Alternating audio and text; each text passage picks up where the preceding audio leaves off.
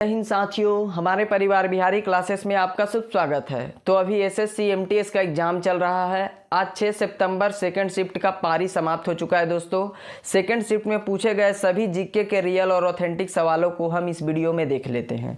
पहला प्रश्न यह पूछा गया, कनक रेले का संबंध किससे है? तो इसका राइट आंसर हो जाता मोहिनी अट्टम। कनक रेले मोहिनी अट्टम डांस से संबंधित हैं। मोहिनी अट्टम केरल राज्य का एक शास्त्रीय नृत्य है।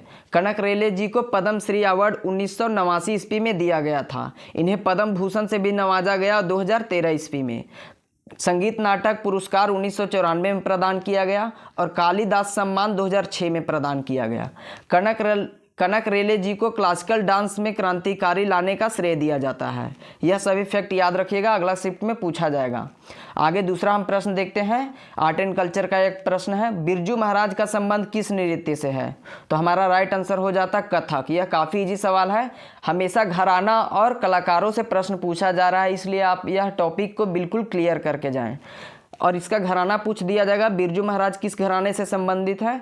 तो यह लखनऊ घराने से संबंधित है। और सबसे पुराना घराना पूछ दिया जाएगा तो ग्वालियर घराना सबसे पुराना घराना है। और ठुमरी की रानी किन्हें कहा जाता है? तो गिरिजा देवी जी को ठुमरी की रानी कहा जाता है। यह बनारस घराने से संबंधित हैं।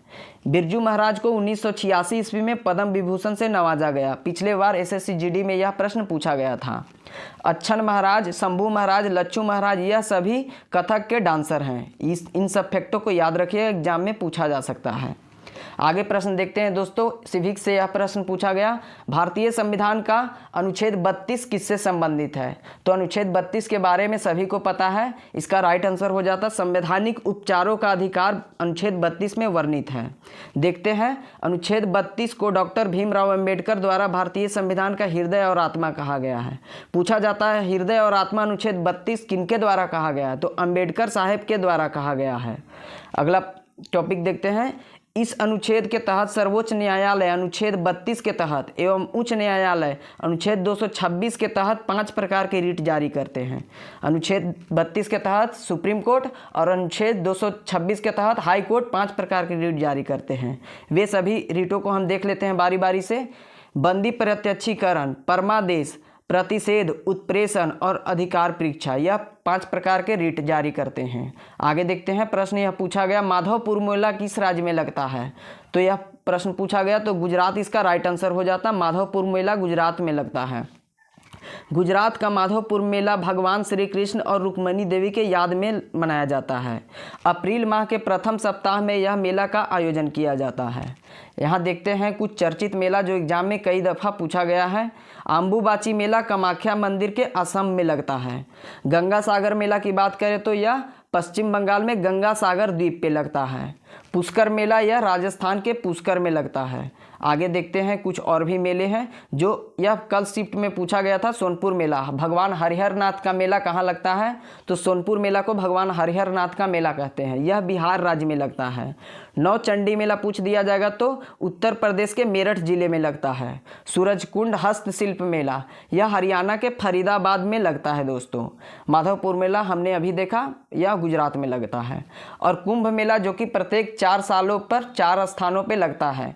नासिक, उज्जैन, इलाहाबाद जिसे हम प्रयागराज के नाम से जानते हैं, और हरिद्वार, यह 4 स्थानों पे बारी बारी से बदल करके कुंभ मेला का आयोजन किया जाता है। अगला प्रश्न देखते हैं। ग्राम पंचायत के गठन का उल्लेख किस अनुच्छेद के अंतर्गत किया गया है? तो यह पॉलिटी का एक प्रश्न पूछा गया। तो अनुच्छेद 40 में ग्राम पंचायतों के गठन के बारे में उल्लेख किया गया है, जो कि संविधान के भाग 4 में वर्णित है। संविधान के भाग 4 में राज्य के नीति निर्देशक तत्वों के बारे में वर्णन किया गया है। यह आयरलैंड के संविधान से लिया गया था। भारत में त्रिस्तरीय पंचायती राज व्यवस्था का प्रावधान है। बलवंत राय मेहता समिति ने सबसे पहले पंचायती राज व्यवस्था लाया था, जो कि त्रिस्तरीय पंचायती राज व्यवस्था था। अगला प्रश्न देखते हैं। ए सुटेबल बॉय पुस्तक के लेखक कौन है? तो यह पुस्तक के लेखक है विक्रम सेठ। हमारा राइट आंसर विक्रम सेठ हो जाता। एक विक्रम सेठ का और भी चर्चित पुस्तक है जो एग्जाम में पूछा जाता है, द गोल्डन गेट। यह याद रखिएगा साथियों, एग्जाम में आने वाले शिफ्टों में जरूर पूछा जाएगा। द गोल्डन गेट पुस्तक विक्रम सेठ के द्वारा लिखा गया है।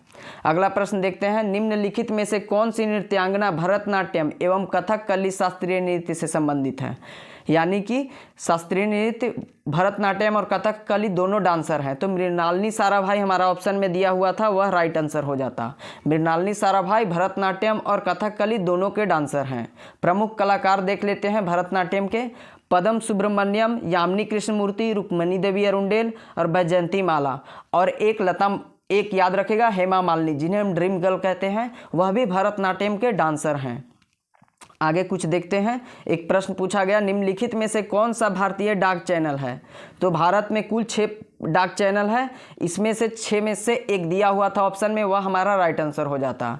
देख लेते हैं वह 6 चैनल कौन कौन से हैं। तो एक का नाम है राजधानी चैनल, दूसरा का नाम है मेट्रो चैनल, तीसरा का ग्रीन चैनल, चौथा का बिजनेस चैनल और पांचवा का ब्लैक मेल चैनल और छठा का पीरियोडिकल चैनल नाम है। इनमें से एक ऑप्शन दिया हुआ था, वह हमारा राइट आंसर हो जाता। एक प्रश्न पूछ दिया गया था दोस्तों, निम्नलिखित में से कौन सा जलडमरू मध्य अफ्रीका को यूरोप से अलग करता है? तो अफ्रीका को यूरोप से अलग कौन करता है? तो जिब्राल्टर जल संधि, इसे याद रखिएगा। जिब्राल्टर जलडमरू मध्य अफ्रीका और यूरोप को अलग करता है। आगे कुछ देख लेते हैं। लाल सागर, अदन खाड़ी एवं स्वेज नहर, यह अफ्रीका और एशिया को अलग करता है। ध्यान रखिएगा, लाल सागर, अदन की खाड़ी एवं स्वेज नहर, यह अफ्रीका और एशिया कॉन्टिनेंट को अलग करता है। मलक्का जलडमरू स्ट्रीट की बात करें तो हम, यह अंडमान सागर एवं दक्षिण चीन सागर को जोड़ता है और यह इंडोनेशिया के दोनों भूभागों को अलग करता है। सुंडा जलडमरू मध्य की बात करें तो यह मध्य जावा सागर एवं हिंद महासागर को जोड़ता है और इंडोनेशिया के दोनों द्वीपों के अलग करता है। आगे देखते हैं दोस्तों, बाबा अलमडेव जलडमरू मध्य, यह लाल सागर एवं अदन की खाड़ी को जोड़ता है और यमन और जिबूती को अलग करता है। साथियों, यही सब प्रश्न हमारे एग्जाम में पूछे गए थे, जो कि बिल्कुल रियल और ऑथेंटिक सवाल हैं। हमारे इस मेहनत के लिए प्लीज़ हमारे इस वीडियो को सब्सक्राइब करें और हमारे इस चैनल से जुड़े रहें। धन्यवाद।